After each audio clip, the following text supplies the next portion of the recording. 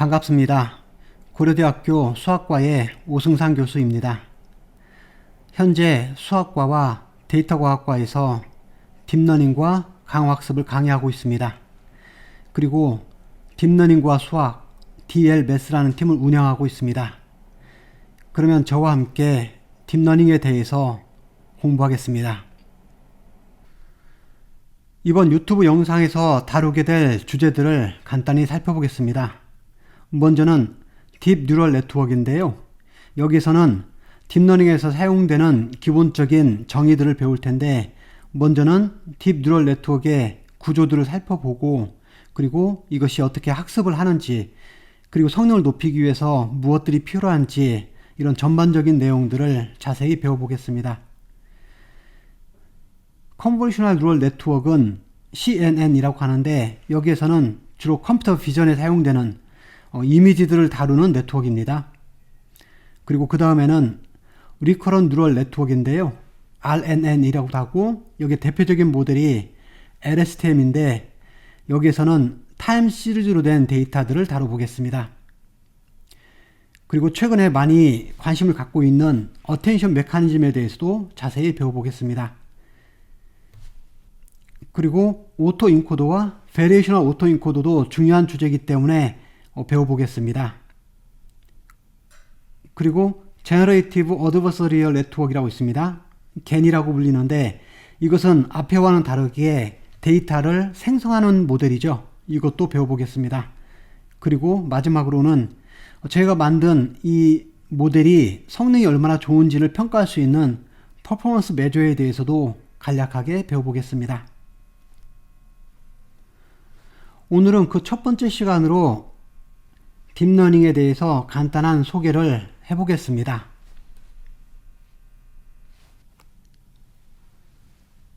먼저 Artificial Intelligence에 대해서 배워보겠습니다. 번역하면 인공지능이 되는데요. 약자로 AI라고 많이 쓰입니다. 그래서 여기 있는 것처럼 Artificial Intelligence, AI죠. 그리고 Machine Learning, 기계학습이라고 합니다. 그리고 Deep Learning, 이 세 명칭은 제가 혼용해서 같이 쓰기도 합니다. 엄밀히 말하면 인공지능, 그리고 머신러닝, 그리고 딥러닝은 약간의 차이가 있습니다.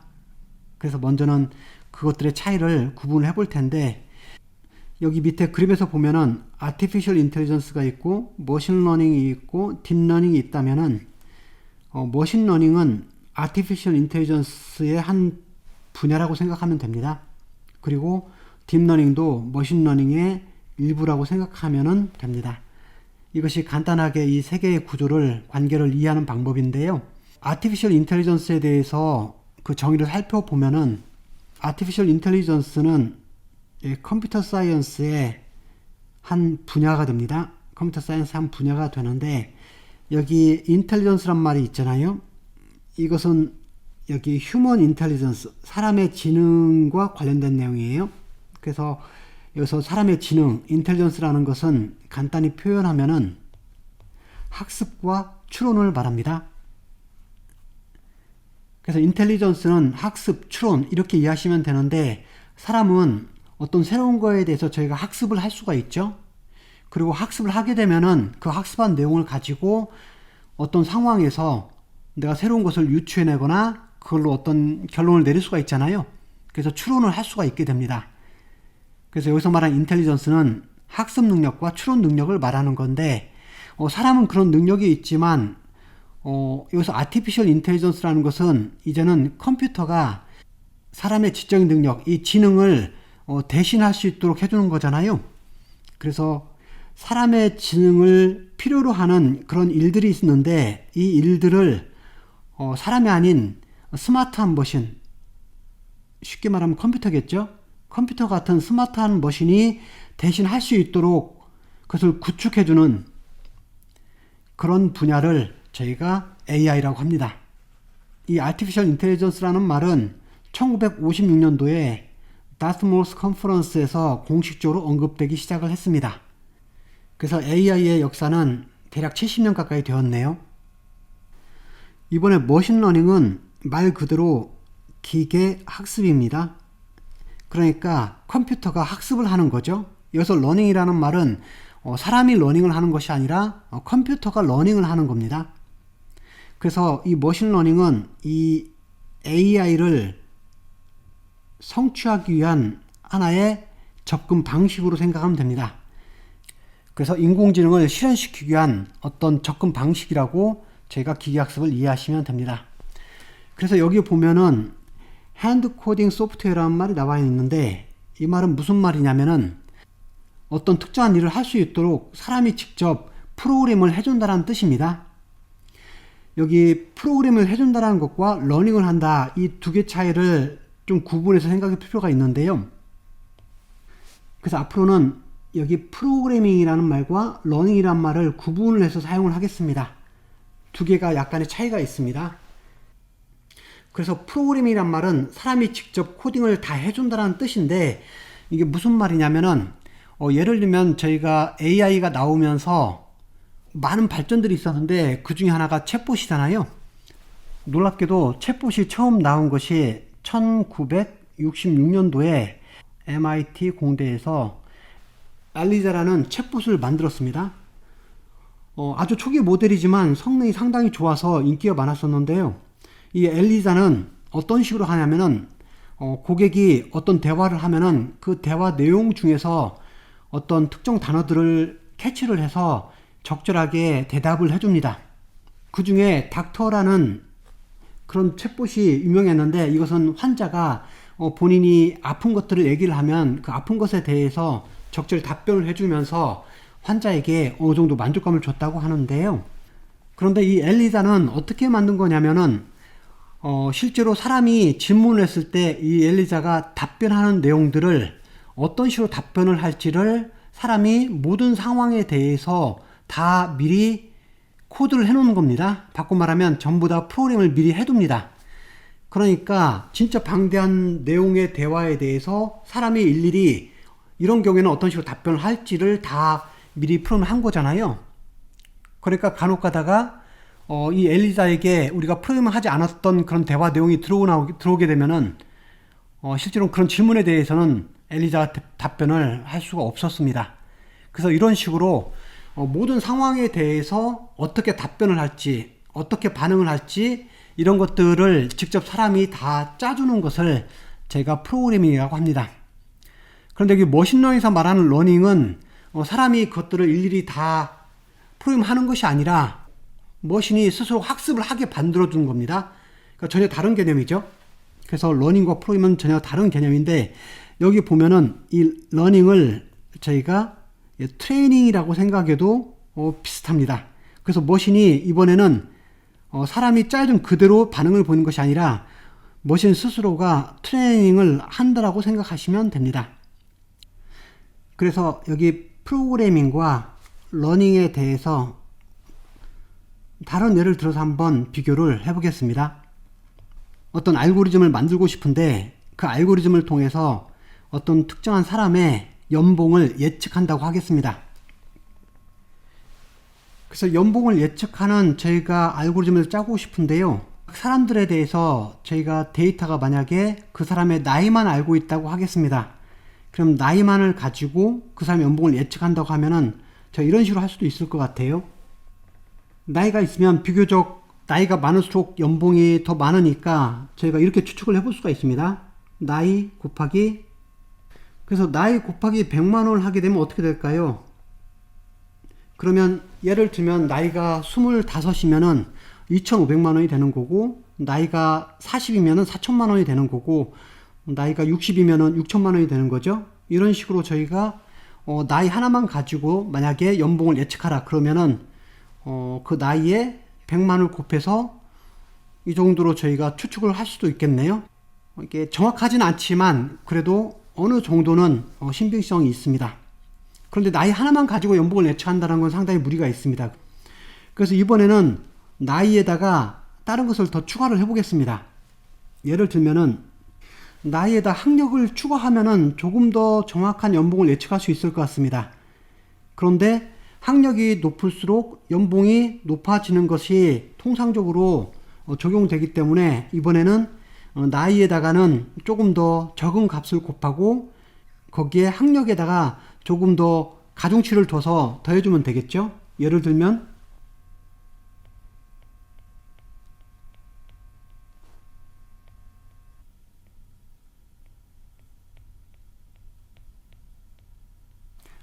저희가 이렇게 할 수 있습니다. 나이에다가 50만을 곱해준 다음에 그리고 학력을 고등학교를 졸업하면 1, 대학을 졸업하면 2, 대학원을 졸업하면 3, 박사학위를 받으면 4 이런 식으로 수치를 매긴 다음에 거기에다 만약에 저희가 1000만을 곱하면 어떻게 되나요?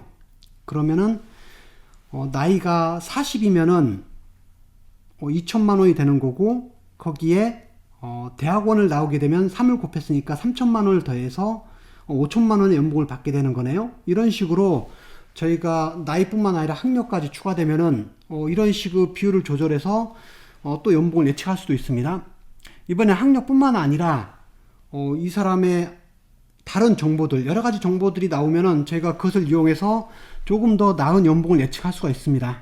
이런 식으로 저희가 이 값들을 직접 정해주는 것을 저희가 프로그래밍이라고 합니다. 그런데 만약에 제가 고려해야 될 이 요소들이 너무도 많으면은 저희가 각각 요소에다가 어떠한 값들을 곱해줘야 될지 계산하는 게 너무 어려워집니다. 여기서 이 값들을 저희가 파라미터라고 한다면은 이 파라미터들을 직접 정해준 것이 너무 어렵습니다. 그런 경우에는 데이터를 가지고 그리고 이 값들을 모르기 때문에 예를 들면 W1, W2, W3 이런 식으로 일단 모르기 때문에 변수로 놔둔 다음에 데이터를 통해서 이 W 값들을 점점 찾아가는 방법, 그죠? 그것을 사람이 하는 것이 아니라 컴퓨터가 이 데이터를 가지고 학습하는 과정에서 이 WI 값을 찾아가는 방법, 이것을 사용하는 것이 바로 러닝이라는 겁니다. 그때 저희가 이게 트레이닝을 한다 이런 표현을 씁니다. 머신러닝은 이런 값들을 사람이 직접 프로그래밍 하는 것이 아니라, 그래서 여기 있는 것처럼 핸드 코딩 소프트웨어를 쓰는 것이 아니라 많은 데이터들을 가지고 또 적절한 알고리즘을 가지고 이 머신이 이 웨이트들을 점점 찾아가는 학습하는 방법으로 해서 나가는 것이 머신러닝입니다. 그래서 저희가 이 기계에게 맡겼던 그 일들을 잘할 수 있도록 학습한다 이런 뜻으로 제가 머신러닝이라는 말을 사용합니다. 그래서 머신러닝은 이 AI를 구현하기 위해서 사람이 직접 코딩을 해주는 프로그래밍 방법을 사용하지 않고 이 머신이 데이터들을 통해서 스스로 트레이닝을 할 수 있도록 해주는 접근 방식을 저희가 머신러닝이라고 합니다. 그러면 딥러닝은 무엇일까요? 딥러닝은 머신러닝을 컴퓨터로 구현하기 위한 하나의 기술인데요. 여기서 알고리즘을 사용한다고 했는데 딥러닝은 이 머신러닝을 구현하는 그 알고리즘을 딥 뉴럴 네트워크를 써서 사용을 하게 됩니다. 여기 딥 뉴럴 네트워크인데 여기 딥이라는 말은 그 뉴럴 네트워크가 훨씬 더 복잡해지는 걸 말하는데 여기 딥에서 저희가 딥러닝이란 말을 따왔습니다.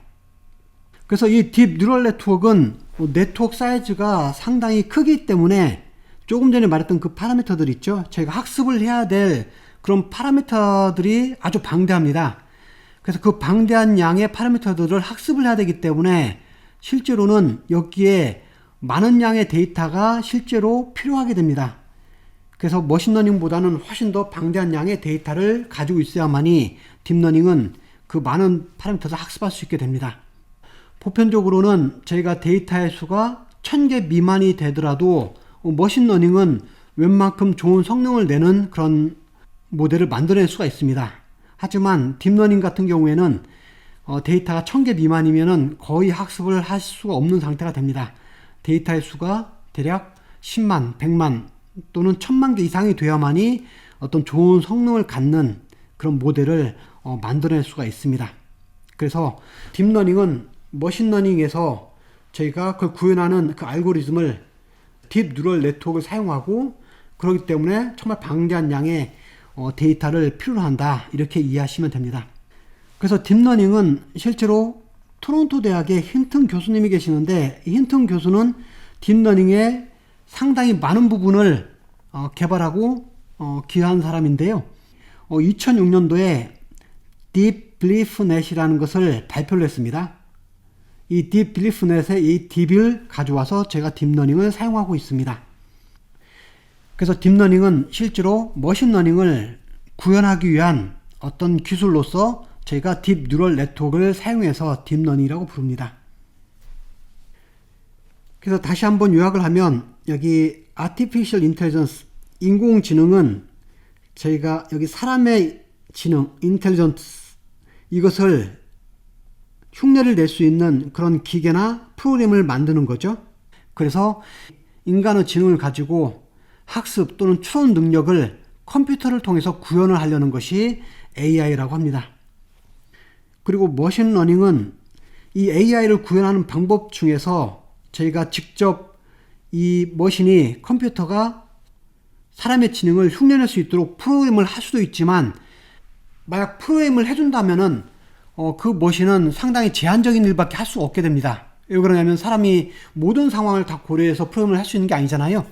그래서 머신러닝은 그 한계를 넘어서 이렇게 직접 사람이 프로그램을 하지 않고 머신이 스스로 학습을 할 수 있도록 학습 능력을 갖도록 해주는 것을 제가 머신러닝이라고 합니다. 그리고 딥러닝은 이 머신러닝을 구현하는 방법인데 특별히 저희가 딥 뉴럴 네트워크를 써서 훨씬 더 큰 사이즈의 뉴럴 네트워크를 써서 학습을 하는 것을 제가 딥 뉴럴 네트워크라고 하고, 딥 뉴럴 네트워크는 훨씬 더 큰 사이즈의 네트워크를 저희가 학습을 해야 되기 때문에 방대한 양의 데이터를 필요로 하고 있습니다. 여기까지 해서 저희가 인공지능, Artificial Intelligence와 기계학습, 머신러닝과 딥러닝 이 세 개를 구분해서 살펴보았습니다. 이제는 머신러닝 알고리즘의 카테고리에 대해서 배워볼 텐데요. 저희가 AI는 사람이 지능을 가지고 해야 될 일들을 컴퓨터가 대신 할 수 있도록 하는 분야가 인공지능이라고 했잖아요. 그런데 컴퓨터가 사람의 지능이 필요한 일들을 할 때 한 가지 방법이 그 컴퓨터가 그를 할 수 있도록 저희가 프로그램을 전부 해주는 방법이 있었고, 또 하나는 어떤 알고리즘을 주긴 하지만 머신이 직접 학습을 할 수 있도록 하는 방법이 있다고 되어 있었잖아요. 그래서 머신러닝 방법은 프로그래밍 방식이 아닌 이 머신이 학습을 하는 방법인데, 그 학습을 하는 방법이 크게 세 가지가 있습니다. 첫째는 supervised learning이 있고, 둘째는 unsupervised learning이 있고, 세 번째는 reinforcement learning이 있습니다. 이 supervised learning을 저희가 지도학습이라고 부르고, unsupervised learning은 비지도학습이라고 부릅니다. 그리고 마지막으로 reinforcement learning은 강화학습이라고 부릅니다. 그래서 저희가 이 머신러닝 학습 방법을 크게 이 세 가지로 분류를 하는데 하나씩 살펴보겠습니다. 먼저 supervised learning을 볼 텐데요. 조금 전에 설명한 것처럼 머신러닝이 학습을 할 때는 많은 양의 데이터가 필요하다고 했습니다. 그 학습하는 데 사용되는 데이터를 저희가 트레이닝 데이터라고 합니다. 그런데 이 트레이닝 데이터들이 있을 때 이 트레이닝 데이터가 만약에 라벨이 있다고 하겠습니다. 예를 들면은 동물의 그림들이 담겨져 있는 사진들을 100만 장을 가지고 있다고 하겠습니다. 그 100만 장의 동물들 사진을 통해서 저희가 각 사진마다 이것이 고양이인지 개인지 토끼인지 이것을 컴퓨터가 구분할 수 있도록 학습한다고 할 때, 만약에 그 사진들에 라벨이 붙어 있으면, 쉽게 말하면 그 라벨이라는 것은 이것이 고양이인지 개인지 토끼인지를 말해주는 건데, 각 사진마다 고양이, 토끼 이런 라벨이 붙어 있으면은 제가 비교적 학습하는 게 수월하겠죠. 동물들 사진이 있고 그 사진에 정답이라고 할 수 있는 그 라벨이 붙어 있는 경우, 이런 데이터를 가지고 훈련할 때 저희는 지도학습이라고 합니다. 각 사진마다 정답이 있기 때문에 정답을 알려주고 학습을 한다라고 해서 저희는 지도학습이다. 그러니까 정답을 알고 있기 때문에 지도를 받는 거라고 얘기할 수 있는 거잖아요. 그래서 저희가 지도학습, supervised learning이라고 말을 합니다. 그래서 supervised learning은 정답을 알고 있는 데이터를 가지고 있다. 그 정답을 저희가 이제 라벨로서 알게 되는 거죠. 컴퓨터가 학습하는 과정에서 어떤 그림이 주어졌을 때 그 그림에 대한 정답을 예측했는데 그것이 실제 그 그림에 대한 정답과 일치한지 일치하지 않은지를 통해서 저희가 학습을 하는 방법입니다. 그래서 이 모델이 충분히 학습이 끝나면은 이제는 라벨이 없는 어떤 데이터가 주어졌다고 할게요. 보통 테스트 데이터라고 하는데, 아니면 여기는 리메이닝 데이터, 그러니까 앞에서 트레이닝을 하지 않았던 다른 데이터가 있는데 그 데이터가 주어졌을 때 저희는 이 데이터의 라벨이 무엇인지 예측을 할 수 있도록 훈련을 하는 겁니다. 그런데 이것을 학습하는 대표적인 방법이 두 가지가 있는데, 하나는 리그레션이 있고 또 다른 하나는 클래시피케이션이 있습니다. 그래서 리그레션은 회귀 분석이라고 하고 클래시피케이션은 분류라고 하는데, 이것에 대해서는 차후에 자세히 배우겠습니다. 그러면 이번엔 라벨이 없는 데이터를 다룰 수도 있겠죠? 쉽게 말하면 정답이 없는 겁니다. 그래서 만약 트레이닝 데이터가 있는데 이것이 라벨이 없다고 하겠습니다. 그런 경우라면은 어떤 새로운 그림이 주어졌을 때 이 그림이 어떤 그림인지 말을 할 수는 없겠죠? 왜냐하면 토끼, 호랑이 이런 것들을 라벨이 없는 것들을 봤기 때문에 그것을 제가 말을 할 수가 없잖아요. 그 대신 이것은 제가 뭘 할 수가 있냐면은 이 그림들을 보고 거기에는 그 동물들의 어떤 특성을 저희가 관찰을 할 수가 있습니다. 그래서 공통적인 특성을 관찰하는데, 예를 들면은 어떤 것들은 귀가 큰 것들, 등치가 작은 것들, 또는 꼬리가 긴 것들, 또는 작은 것들, 이렇게 분류를 할 수가 있겠죠. 그래서 그런 그림들의 특성들을 보고 여기 비슷한 것끼리 저희가 군집화 시킬 수가 있겠죠.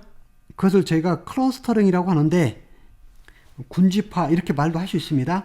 그러니까 비슷한 그런 데이터들끼리 서로 묶어놓는 걸 말하는 거예요. 그래서 저희는 그림에 대해서 라벨은 알 수 없지만, 그러니까 정답은 알 수 없지만 비슷한 것끼리 군집화시켜서 그 그림들의 어떤 패턴을 찾아낼 수가 있겠죠. 이런 것을 저희가 비지도학습, unsupervised learning이라고 합니다.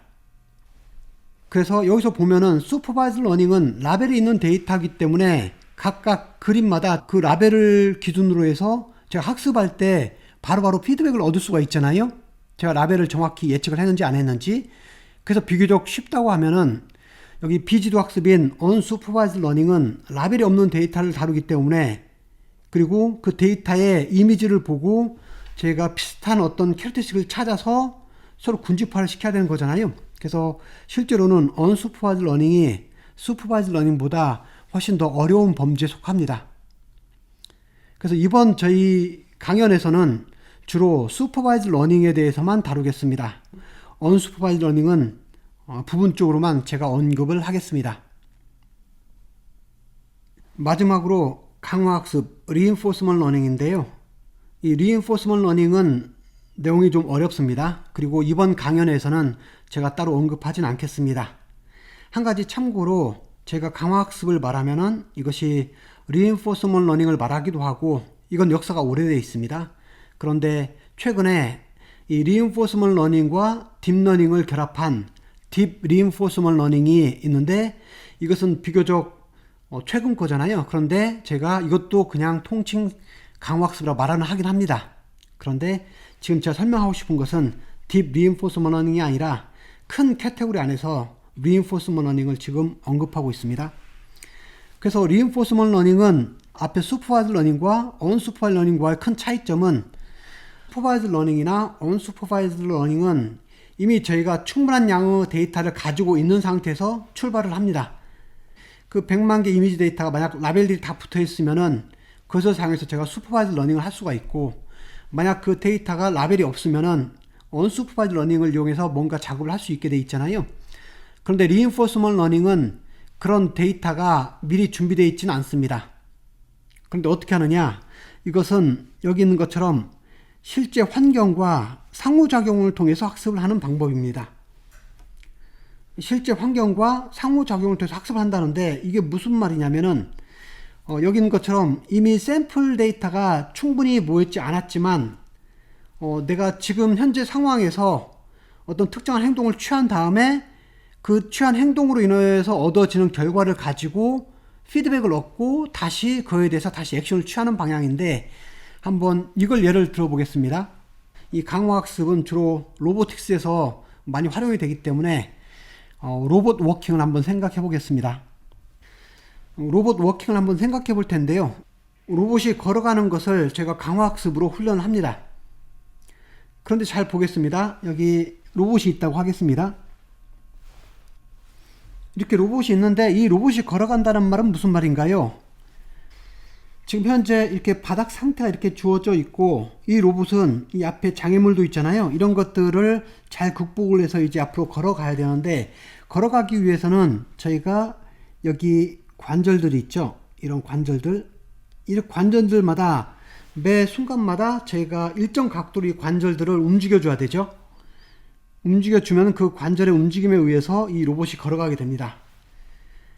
이 로봇을 정교하게 만들기 위해서 만약에 저희가 매 0.1초마다 관절들이 얼마나 움직여야 되는지, 어느 방향으로 어느 각도로 움직여야 될지를 한번 명령을 취한다고 보겠습니다. 그래서 매 0.1초마다 관절들이 제가 명령한 대로 조금씩 움직입니다. 그래서 여기서 말하는 이 액션이라는 것이 있는데, 이 액션은 뭐냐면은 매 순간마다 내가 관절을 어떻게 움직여야 될지, 그래서 그 명령한 대로 실행하는 것을 저희가 액션이라고 하겠습니다. 그러면은 지금 이 관절들은 내가 현재 이 로봇이 어느 상태에 있는지 따라서 내가 액션을 어떻게 취할지가 달라질 거예요. 그리고 또 하나는 여기 바닥의 상태, 이런 걸림돌이 있는지 없는지 이런 바닥의 상태에 따라서 또 내가 어느 정도 각도로 이 관절을 움직여야 될지가 달라지게 되죠. 그래서 여기 바닥의 상태나 아니면 현재 이 로봇의 동작의 상태, 이런 것들을 저희가 스테이시라고 하겠습니다. 그러면 저희는 0.1초마다 그 스테이시 점점 바뀌게 되겠죠. 그럼 각각의 스테이시에 대해서 저희가 이 모든 관절들이 어떻게 움직여야 될지 그런 액션을 선택을 해야 되는 문제가 있습니다.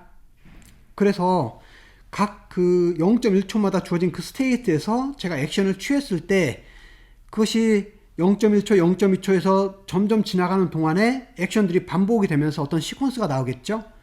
그 액션들의 시리즈가 있다고 할 때 이것이 어느 정도 지나간 다음에 이 로봇이 넘어지지 않고 잘 걸어갈 수도 있고 어느 순간 넘어져 버릴 수도 있잖아요. 이것을 저희가 예를 들면 앞의 방법으로 슈퍼바이즈드 러닝으로 이 액션들을 결정한다고 가정을 해보겠습니다. 그럼 어떻게 되나요? 슈퍼바이즈드 러닝은 이미 주어진 데이터셋에 대해서 제가 라벨을 결정해 주는 거잖아요. 그렇다는 말은 이 스테이트들이 스테이트 있고 그 스테이트를 저희가 하나의 데이터로 생각할 수가 있습니다. 그런 다음에 거기 각 스테이트마다 어떻게 액션을 취할지를 제가 라벨로 생각할 수도 있겠죠. 그래서 어떤 특정한 스테이트이 나오면은 정답인 라벨인 액션을 답으로 주는 거예요. 그렇게 하면 제가 슈퍼바이즈드 러닝처럼 풀 수가 있습니다. 그런데 문제는 모든 스테이트마다 액션이라는 라벨을 저희가 붙여줘야 되는데 로봇이 걸어가는 동작에서 매 0.1초마다 바뀌는 그런 동작들이 있고 노면 상태가 다 다른데 그 모든 케이스들을 저희가 다 고려를 해서 모든 스테이트마다 어떤 라벨로 액션을 주는 것은 불가능합니다. 왜 그러냐면 관절이 움직이는 그 상황도 케이스가 너무도 많고 각 노면의 상태도 너무도 다양하기 때문에 모든 경우를 다 스테이트를 저희가 찾아서 그것에 대해서 라벨로 모든 액션에 대한 정답들을 다 주는 것은 불가능하잖아요. 그래서 어떻게 할 거냐면은 저희는 일단 그 스테이트 하나가 주어지고 거기서 임의 액션들을 취해보고 그리고 그 결과로 다음 스테이트로 바뀌겠죠. 이 로봇이 조금 움직였으니까 스테이트가 바뀐 겁니다. 그 바뀐 상태에서 또 액션을 취해보고 또 그럼 스테이트도 바뀌겠죠. 그런 식으로 액션을 계속 취하는 과정 속에서 스테이트 점점 바뀌어갑니다. 그렇게 진행하다 보면 어느 순간 이 로봇이 잘 걸어갈 수도 있고 넘어질 수도 있잖아요. 그러면 제가 원하는 것은 넘어지지 않고 계속 걸어가는 거기 때문에 이것이 넘어지지 않고 계속 걸어가게 되면은 그거에 대해서 저희가 보상을 줍니다. 그것을 제가 리워드라고 합니다. 이런 리워드를 줌으로써 넘어지면은 마이너스라는 보상을 주고 넘어지지 않고 걸어가면은 플러스라는 보상을 줍니다. 그죠? 상금을 주는 것과 처벌을 주는 것과 비슷한 개념이죠. 그래서 아직 각 스텝마다 액션이 좋은 액션인지 아닌지 모르겠지만 중요한 건 그 액션들을 점점 취하는 가운데 그 시퀀스를 통해서 매 순간마다 저희가 보상이 주어지고, 그럼 보상이 주어지면은 그 행동이 모두 끝났을 때 그 보상들을 전부 다 썸을 한 여기 토탈 리워드라는 게 있습니다. 그러면 이 로봇이 성공적으로 잘 걸어가게 되면은 이 토탈 리워드가 상당히 큰 값이 될 것이고, 중간에 넘어지거나 자꾸 실패를 하게 되면 이 리워드가 아주 작은 값이 되겠죠. 그럼 저희가 원하는 것은 이 리워드를 맥시마이즈 시키는 쪽으로 원하는 거잖아요. 그래서 각 스텝마다 저희가 액션을 정해 줄 텐데, 각 스텝마다 정해준 액션들이 리워드를 맥시마이즈 시키는 쪽으로 자꾸 학습을 하다 보면은 액션이 조금씩 더 좋은 방향으로 변하겠죠. 그래서 각 스텝마다 처음에 액션들이 정해져 있는데, 이 액션들이 처음에는 좋지 않겠지만 실제 환경 속에서, 인바이러먼트 속에서 액션을 취하면서 그때 리워드를 계속 계산해서 이 리워드를 맥시마이즈 시키는 쪽으로 액션들을 조금씩 수정해 갑니다. 그래서 모든 스텝마다 그 액션들을 저희가 조금씩 수정해 갈 텐데, 그 수정해 가는 그 액션들 있잖아요. 스텝마다 주어진 액션들을 저희가 팔러시라고 하는데, 이 정책이라고는 이 팔러시가 있는데, 이 팔러시를 조금씩 업데이트하면서 학습을 하는 방법이 reinforcement learning입니다. 그래서 이것은 상당히 복잡한 구조를 가지고 있기 때문에 내용이 많이 어렵습니다. 그래서 나중에 기회가 되면은 제가 다른 동영상 강의를 통해서 reinforcement learning도 함께 배워보겠습니다. 그래서 reinforcement learning은 로보틱스나 아니면 게임을 하는 거 있죠. 예를 들면은 저희 알파크래프트 있죠. 스타크래프트 게임을 하는 구글에서 만든 알파크래프트 있잖아요. 이런 것들, 아니면 자율주행차들, 이런 거에 제가 reinforcement learning을 적용해서 학습을 합니다. 그래서 supervised learning은 정답이 있는 데이터를 가지고 학습하는 것이고, unsupervised learning은 정답이 없는, 라벨이 없는 데이터를 가지고 학습을 하는 것이고, reinforcement learning은 데이터셋이 처음부터 주어진 건 아니고 그 environment, 환경을 통해서 정답은 없지만 대신 각 액션에 대한, 행동에 대한 리워드, 보상이 있잖아요. 그 보상을 기준으로 이 보상을 극대화시키는 식으로 팔러시를 업데이트하는 방법으로 학습을 하는 것이 reinforcement learning입니다. 그래서 다시 한번 요약을 하면은 이 머신러닝 안에는 크게 supervised learning, unsupervised learning, reinforcement learning 세 개의 카테고리가 크게 나눠져 있습니다. supervised learning은 라벨이 있는 데이터를 다룬다고 했죠. 라벨이 있기 때문에 이게 학습하는 과정에서 이 모델이 어떤 값을 저희가 예측을 하면 주어진 데이터에 대해서 그것을 라벨을 예측을 하잖아요. 그러면 이것이 정답인 라벨과 같은지 다른지를 바로 피드백을 얻죠. 그래서 그것을 가지고 학습하기 때문에 이것은 피드백을 바로 얻는 디렉트 피드백 방식입니다.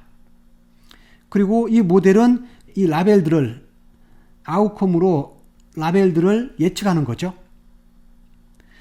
하지만 unsupervised learning은 라벨이 없는 데이터를 다룹니다. 그렇기 때문에 이것이 라벨들을 예측하는 문제가 아니잖아요. 정답이 없기 때문에 이것은 매번 피드백을 받을 수가 없습니다. 하지만 이것은 피드백을 받는 대신 많은 데이터들을 보면서 그 데이터들의 어떤 공통적인 특성들을 발견해서 비슷한 것들이 묻기 때문에 그 데이터들의 숨겨진 스트럭처를 찾는 데 초점을 맞춥니다. 예를 들면 동물들의 그림을 보면서 꼬리가 긴지 짧은지, 등치가 큰지 작은지 숨겨진 특징들을 찾는 데 초점을 맞춰서 그런 특징들을 가지고 군집화, 클러스터링을 시킨다는 거죠. 그리고 마지막으로 강화학습은 이런 샘플드 데이터 셋을 가지고 있는 것이 아니라 일종의 디시전 프로세스죠. 매 스텝마다 내가 액션을 어떻게 취할지를 결정을 해야 되는 디시전 프로세스가 되고, 그리고 이것은 학습하는 방법이 리워드 시스템입니다. 바꿔 말하면 매 순간 리워드들이 주어질 텐데 그 리워드들의 토탈 썸을 맥시마이즈 시키는 쪽으로 학습을 하게 됩니다. 그래서 이것은 스테이트에서 액션을 취하고 그 다음 스테이트로 넘어가서 또 액션을 취하고 다음 스테이트로 넘어가는데, 이런 식으로 액션들의 어떤 시리즈를 통해서 학습을 하는 방법이 됩니다. 그래서 머신러닝은 크게 이 세 가지 캐테고리로 나누고 저희는 이번 강연에서는 이 슈퍼바이즈 러닝에 대해서만 초점을 맞춰서 함께 배워보겠습니다. 머신러닝과 딥러닝. 제가 설명을 드릴 때 딥러닝은 머신러닝을 구현하기 위한 일종의 방법이라고 했었잖아요. 그래서 머신러닝은 어떤 네트워크를 가지고 학습을 하는데 그 네트워크를 제가 딥 뉴럴 네트워크로 쓰게 되면은 그것을 딥러닝이라고 했습니다. 그래서 딥러닝은 머신러닝의 어떤 한 파트를 말하는 거였잖아요. 그런데 딥러닝이 최근 10년간 너무도 놀랍게 발전을 하면서 이제는 많은 사람들이 머신러닝과 딥러닝을 포함관계라기보다는 서로 대등한 관계로서 구분을 해서 생각하는 경우들이 많이 있습니다. 그래서 이번 슬라이드에서는 머신러닝과 딥러닝을 대등한 위치에서 서로 다른 관점을 갖는 그런 러닝으로 생각하고 비교를 해보겠습니다. 그래서 먼저 머신러닝과 딥러닝을 표현한 그림을 한번 살펴보겠습니다. 여기 보면은 슈퍼바이즈 러닝을 예시로 들었는데 여기 인풋으로 어떤 그림이 들어오고 그것을 가지고 저희가 만든 이 모델들이 이 데이터에 대해서 이제 예측을 합니다. 아웃풋으로 어떤 예측을 내놓는데 그것이 차일 수 있고 차가 아닐 수 있잖아요. 그래서 이것이 정확한 라벨을 찾는 그런 학습을 하려고 하는데 머신러닝과 딥러닝의 차이를 이 그림이 잘 표현하고 있습니다. 여기 보면은 이 머신러닝은 여기 퓨처 익스트랙션이라는 것이 있고 그것을 사람이 직접 한다고 되어 있습니다. 그리고 사람이 축출했던 이 퓨처들, 특징들을 이제 네트워크가 클래시파이를 하는 거죠. 그래서 컴퓨터가 러닝을 하는 부분은 이 클래시피케이션 부분이고 이 앞부분은 사람이 직접 퓨처 익스트랙션을 해줘야 됩니다. 그런데 딥러닝은 어떤가요? 딥러닝은 이 모델 자체가, 컴퓨터 자체가 퓨처 익스트랙션과 클래시피케이션을 둘 다 해줍니다. 사람이 아무것도 하지 않아도 인풋 데이터만 주어지면은 이 딥러닝 모델이 퓨처 익스트랙션과 클래시피케이션을 전부 다 해주는 것을 제가 딥러닝이라고 합니다. 그럼 이게 무슨 차이가 있을까요? 한번 예를 들어보면은 병명 중에 뇌전증이라는 것이 있습니다. 뇌전증이라는 것은 뇌에 이상이 있어서 발작을 일으키는 이런 것 관련된 병인데요. 이 뇌전증은 저희가 뇌에 어떤 장치를 달아서 그 장치에서 발생하는 뇌파를 가지고 검사를 할 수가 있습니다. 뇌의 여러 부분에 만약에 20개 위치에 어떤 장치를 달아서 뇌파를 발생시킨다고 하겠습니다. 그러면 20개의 뇌파가 나오겠죠? 그럼 20개의 뇌파가 나온다고 하면은 이런 식으로 각 위치마다 이런 뇌파들이 나올 거예요. 그럼 이 뇌파들 중에서 어떤 이상 신호를 감지해서 사람이 뇌전증이 있는지 없는지 검사를 하는 겁니다. 만약에 20개 뇌파가 있다면은 실제로는 하나의 뇌파마다 그 정보 양이 상당히 많기 때문에 20개의 뇌파를 동시에 가지고 뭔가 작업을 하는 것은 쉬운 일이 절대 아닙니다. 그래서 20개의 뇌파를 볼 때 저희 것을 다 볼 수가 없기 때문에 이 중에서 두세 개, 이 정도의 뇌파만을 선별을 해서 특히 뇌전증에 큰 영향을 미치는 이런 뇌파만을 선별을 한 다음에 이 두세 개의 뇌파를 가지고 공학적인 어떤 툴을 이용해서 작업들을 통해서 이 데이터를 훨씬 단순한 형태로 바꿔줍니다. 그래서 이 복잡한 20개의 뇌파를 전부 보는 것이 아니라 이 중에 두세 개를 골라서 이것을 훨씬 더 단순한 형태로 만든 이런 심플 데이터들을 만들어 놓고 이것을 가지고 실제로 이 사람이 뇌전증이 있는지 없는지를 전문 기사들이 판단을 하겠죠.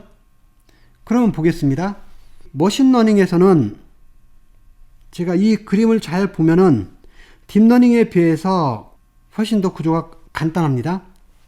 이 네트워크에서 이 부분을 저희가 인풋 레이어라고 하고 이것을 아웃풋 레이어라고 하고 이 사이에 있는 것을 저희가 히든 레이어라고 합니다. 그러면은 지금 머신러닝에서의 히든 레이어는 훨씬 더 적습니다. 그런데 딥러닝은 히든 레이어가 훨씬 더 많죠. 그래서 히든 레이어가 많다는 의미에서 저희가 여기 딥이란 말을 쓰는데요. 그래서 머신러닝은 이 히든 레이어가 크지가 않기 때문에 복잡한 계산을 할 수가 없습니다. 그 말은 여기에 인풋 데이터로 저희가 복잡한 데이터를 넣어주면은 이것은 학습을 할 수 없는 대상이 됩니다. 그러니까 머신러닝 입장에서는 여기 20개의 뇌파를 전부 이쪽으로 넣어서 인풋으로 넣으면은 이것을 학습을 할 수가 없죠. 그러니까 이 방법을 취하지 않고 여기 20개의 뇌파 중에서 좀 중요하다고 여겨지는 두세 가지 뇌파만을 가져와서 그것을 훨씬 더 단순한 형태로 만든 이 심플 데이터를 가져와서 이것을 인풋 데이터로 집어넣습니다. 그러면 이제는 인풋 데이터의 사이즈가 훨씬 더 작아졌고 단순하기 때문에 비교적 간단한 모형이지만 이것이 학습을 할 수가 있습니다. 그래서 저희가 20개 이 뇌파가 처음에 인풋으로 주어진다고 하겠습니다. 그러면 실제로 이 중에서 저희가 이것을 피처를 잘 찾아서 심플 데이터를 만들어 줘야 되죠. 그러니까 이런 과정에서 의사들의 전문 지식이 필요하잖아요. 그리고 이 20개 뇌파를 이렇게 단순한 데이터로 만들어주는 작업이 필요합니다. 그것을 저희가 데이터 전처리 한다고 하죠. 프리프로세싱을 한다는 건데 그 데이터 전처리를 이제 사람이 직접 해줘야 됩니다. 여기 있는 것처럼. 그래서 이 작업을 저희가 이 복잡한 인풋 데이터에서 심플 데이터, 즉 어떤 피처를 나타낼 수 있는 특징을 나타내는 어떤 심플 데이터로 바꿔주는 작업을 저희가 피처 익스트랙션이라고 하고 데이터 전처리를 한다 이렇게 말을 합니다. 그래서 이 부분은 저희가 컴퓨터가 대신 할 수 있는 것이 아니라 사람이 직접 하는 거죠. 그런 다음에 이 심플 데이터로 나오게 되면은 이것을 가지고 뇌전증이 어느 정도 있는지는 간단한 계산 정도를 맡길 수가 있습니다. 이 부분을 저희가 머신러닝을 통해서 이 네트워크에 해결해 주는 거죠. 반대로 딥러닝은 여기에 있는 인풋 데이터 있죠? 20개 뇌파가 있는 이 복잡한 이 인풋 데이터를 그대로 인풋으로 집어넣습니다. 그러면 인풋 데이터 사이즈가 무지 커지잖아요? 정보가 너무도 많은 이 인풋 데이터를 인풋으로 받아들여서 이걸 가지고 어떤 결론을 내려야 되기 때문에 이것을 학습하기 위해서는 이 네트워크 자체가 아주 큰 규모가 되어야만이 이것을 분석을 할 수가 있습니다. 이 네트워크 규모가 크다라는 말은 여기 히든 레이어가 훨씬 더 많이 있다는 뜻이죠. 그리고 각 레이어마다 여기 나드라고 하는 이 나드의 수도 훨씬 더 많아야 됩니다. 그래서 여기 내용을 한번 보겠습니다. 머신러닝에서는 이 데이터들이 있으면 그 데이터들 안에 어떤 패턴들이 있을 것이고 피처라고 하는 특징들이 있는데 이들 사이에 어떤 상호관계, 코릴레이션이 있다면은 이런 패턴이나 이런 피처들을 사람이 직접 찾아내야 돼요. 추출을 해야 됩니다. 그래서 그렇게 찾은 피처들을 가지고 이 데이터를 훨씬 더 단순하게 만들어서 그 단순하게 만들어진 데이터들을 이 모델에 집어넣어서 저희가 원하는 어떤 아웃풋을 얻게 됩니다. 그래서 여기 데이터 전처리를 하는 사람들이 해야 되는 피처 익스트랙션 과정이 있고 이제는 그렇게 얻어진 데이터를 가지고 직접 뇌전증이 있는지 없는지를 판단하는 이 클래시피케이션 문제를 다루는 이 머신러닝에서 그 컴퓨터가 담당하는 러닝을 해야 되는 부분이 있잖아요. 그런데 문제는 피처들을 저희가 어떤 것을 추출해야 될지를 아는 것이 쉬운 문제가 아닙니다.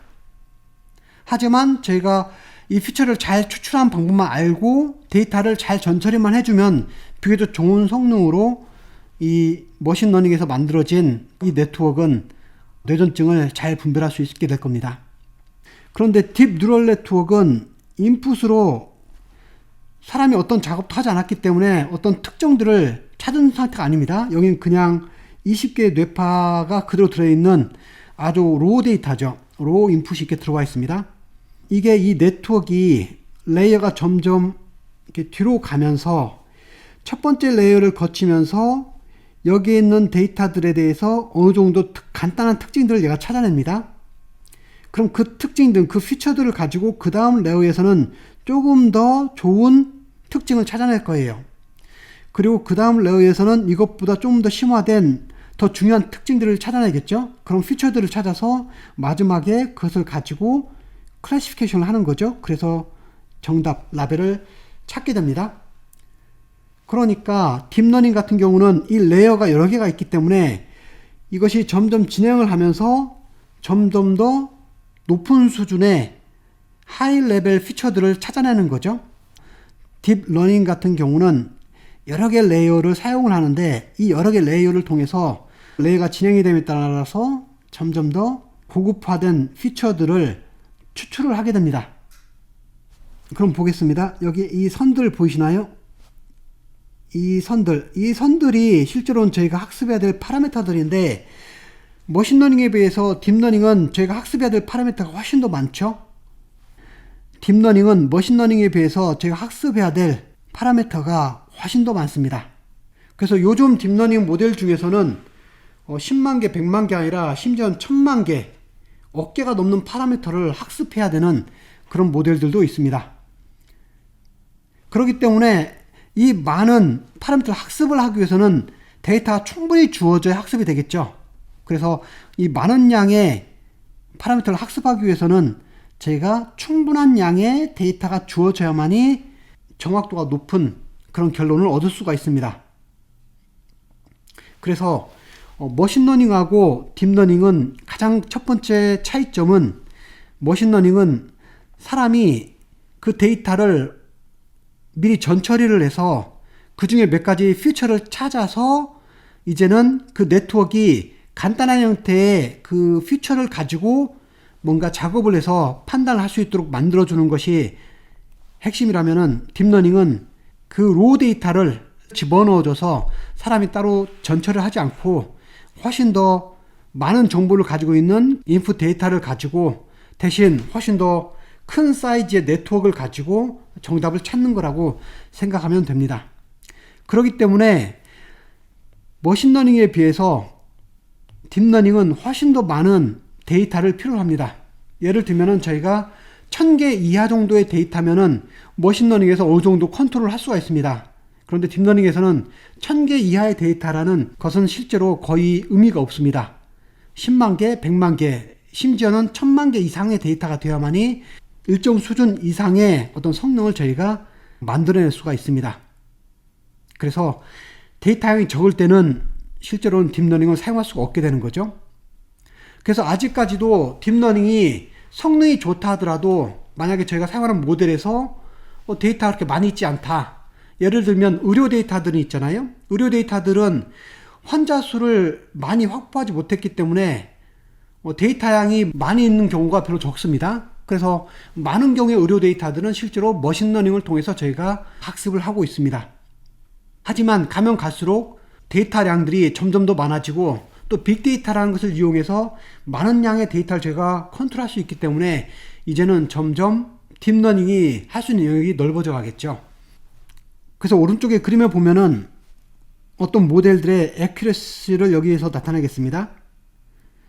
그럼 애큐러시가 있다고 할 때 만약에 데이터가 이렇게 있는데 데이터 수가 적을 때에는 여기에 해당되는 거죠. 그럴 때에는 머신러닝이 훨씬 더 좋은 성능을 나타냅니다.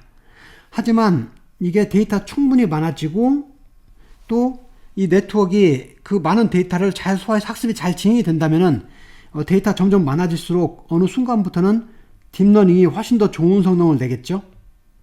그래서 이렇게 딥러닝은 장점과 단점이 있습니다. 딥러닝은 좋은 어떤 결론을 아웃풋을 낼 수 있는 가능성은 있지만 문제는 그것을 하기 위해서는 충분한 양의 데이터가 있어야 되고 그 데이터를 잘 학습할 수 있는 아주 좋은 네트워크가 있어야 된다라는 그런 점들이 있습니다. 그리고 또 하나 머신러닝과 딥러닝의 아주 중요한 차이점이 하나 있습니다. 머신러닝은 사람이 어떤 데이터에 대해서 의학적인 지식을 가지고 분석을 해서 그것을 가지고 어떤 피처를 찾아냈죠. 그리고 그 찾은 피처들을 가지고 이제 나머지 부분을 네트워크를 통해서 학습을 해서 뇌전증이 있는 점인지 분류를 했잖아요. 그런데 딥러닝은 그 로우 데이터를 그대로 집어넣어 준 다음에 바로 답을 얻었죠. 바꾸어 말하면은 머신러닝은 사람이 이 네트워크가 어떤 피처들을 가지고 판단을 했는지 그 근거를 알 수가 있습니다. 피처 익스트랙션을 했기 때문에 어떤 피처를 사용했는지 저희가 알 수가 있어요. 하지만 딥러닝은 이 피처 익스트랙션 자체를 이 네트워크에 하기 때문에 저희가 이것을 알 수가 없습니다. 바꿔 말하면 의사가 환자에게 당신의 뇌전증이 몇 프로 확률로 있습니다 이렇게 설명을 할 때 만약 머신러닝 방법을 썼다면은 이 환자에게 어느 정도 설명을 할 수가 있겠죠.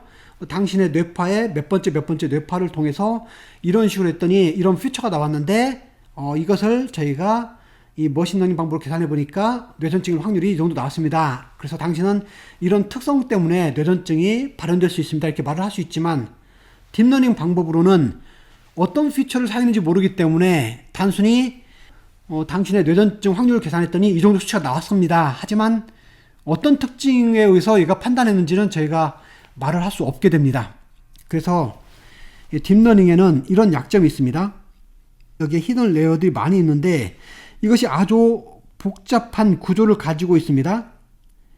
그렇기 때문에 사람이 이 구조를 보면서 어떤 피처가 사용되는지 판단하기가 어렵기 때문에 저희가 이것을 블랙박스라고도 합니다. 이해할 수 없기 때문에 블랙박스라는 표현을 쓰기도 합니다. 그래서 저희가 이게 감추어져 있다 해서 히든 레이어라고 합니다. 그것이 머신러닝과 딥러닝의 또 다른 큰 차이점이 됩니다. 딥러닝은 지난 10년 정도의 비교적 짧은 기간 안에 놀라운 발전을 이뤘습니다. 그럼 딥러닝이 그 발전할 수 있는 가장 중요한 요소들을 대략 3가지 정도를 정리를 해봤습니다. 첫 번째는 빅데이터가 있고, 두 번째는 컴퓨팅 파워가 있고, 세 번째는 적절한 알고리즘이 있습니다. 먼저 빅데이터를 한번 생각을 해보겠습니다. 딥러닝은 방대한 양의 데이터를 다뤄야 되는데 기존의 데이터 처리 방식은 제약이 있었고, 그래서 빅데이터는 아주 필수적인데요. 이 빅데이터는 기존의 데이터 프로세싱 방식을 넘어서서 대규모의 훨씬 더 많은 양의 데이터들을 분석하는 기술을 말합니다. 그래서 이 빅데이터는 4차 산업혁명의 아주 핵심 기술 중에 하나입니다. 예를 들면은 서울시에서 심야버스 노선을 정할 때 이 노선을 잘 정하는 것 자체가 쉽지가 않습니다. 그리고 한번 노선을 정해놓고 버스를 운행하기 시작하면은 그 노선을 바꿀 수는 없죠. 그러니까 처음에 정할 때부터 수요가 많은 쪽으로 그 버스 노선을 정해야 되는데 이때 빅데이터를 사용을 했습니다. 어떤 식으로 사용했냐면은 서울시는 KT와 MOU를 맺고 KT를 통해서 손님들의 통화량들을 분석을 합니다. 예를 들면 밤 12시 이후에 심야 이동 고객들이 그때 있는 거잖아요. 그때 통화량이 잘 많은 곳을 분석을 합니다. 그래서 통화량이 많은 곳을 봤더니 홍대가 있었고 강남이 있었고 명동이 있었고 종로가 있었고 이런 식으로 나올 거예요. 그 말은 심야에 홍대나 강남 이쪽에 유동인구가 많은 거예요. 그리고 그 사람들의 통화량이 많았던 그 사람들의 주거지를 조사를 합니다. 그러면 이 사람들의 주거지를 분석을 다시 해서 이 많은 사람들이 주거지 쪽으로 이동을 하게 될 텐데 그쪽의 비율에 맞춰서 심야 노선을 정하게 되면은 심야에 많은 유동인구가 있는 사람들이 그 심야버스를 타고 집으로 갈 거잖아요. 그렇게 해서 심야 노선 버스를 정했습니다. 이런 식으로 실제로는 빅데이터는 저 일상에도 많이 쓰이게 되는데요. 딥러닝은 이 빅데이터의 힘을 아주 잘 활용하고 있습니다. 그리고 또 하나는 컴퓨팅 파워입니다. 여기 보면은 CPU, GPU, TPU가 있는데 CPU는 Central Processing Unit이라고 해서 컴퓨터 안에 있는 중앙 처리 장치를 말합니다. 그래서 이 CPU의 성능이 좋아지면서 훨씬 컴퓨터 파워가 좋아지겠죠. 그런데 GPU가 있으면은 이 GPU는 Graphics Processing Unit인데 그래픽 연산을 훨씬 빠르게 하기 위해서 만들어진 거잖아요. 그렇기 때문에 딥러닝에 사용되는 그 연산들을 CPU보다는 훨씬 더 빠른 속도로 많은 양을 처리하게 되죠. 그래서 이 GPU라는 용어는 1999년도에 엔비디아에서 만든 GeForce라는 것이 가장 유명해지면서 이름이 붙여졌습니다. 그리고 이제는 이것보다 더 성능을 좋게 하기 위해서 구글에서 TPU를 만들었는데 TPU는 텐서 프로세싱 유닛의 약자로서 구글은 텐서플로어라는 소프트웨어를 사용해서 딥러닝을 모델링 하잖아요. 그 텐서의 약자를 가져와서 이 텐서플로어를 잘 활용할 수 있도록 훨씬 더 계산을 잘할 수 있도록 딥러닝용 하드웨어로 만든 것이 TPU입니다. 그래서 이 CPU, GPU, TPU 이런 것들의 등장으로 인해서 컴퓨팅 파워가 훨씬 더 빨라짐으로 인해서 딥러닝에서 아까 말했던 그 방대한 양의 파라미터를 학습할 수 있는 그런 컴퓨팅 파워가 생긴 거죠. 그리고 마지막으로는 알고리즘들인데 딥러닝을 구현하기 위한 알고리즘들이 여기 딥 뉴럴 네트워크도 있지만 주로 이미지를 다루는 컨볼루셔널 뉴럴 네트워크, 또 타임 시리즈를 다루는 리커런 뉴럴 네트워크, 그리고 어떤 데이터를 생성하는 데 쓰는 제너레이티브 어드버서리얼 네트워크, 그리고 여기 강학습에 해당되는 딥 리인포스먼트 러닝, 그리고 파르시 그라디언 딥 리인포스먼트 러닝, 또 통계 쪽을 많이 활용한 베이시안 딥 러닝, 이런 식으로 여러 가지의 딥러닝 모델들이 나와서 결국은 이 세 가지 요소들이 합쳐져서 딥러닝이 아주 빠른 속도로 발전을 하고 있습니다. 다음 시간부터는 이제 구체적으로 딥 뉴럴 네트워크의 구조를 살펴보겠습니다.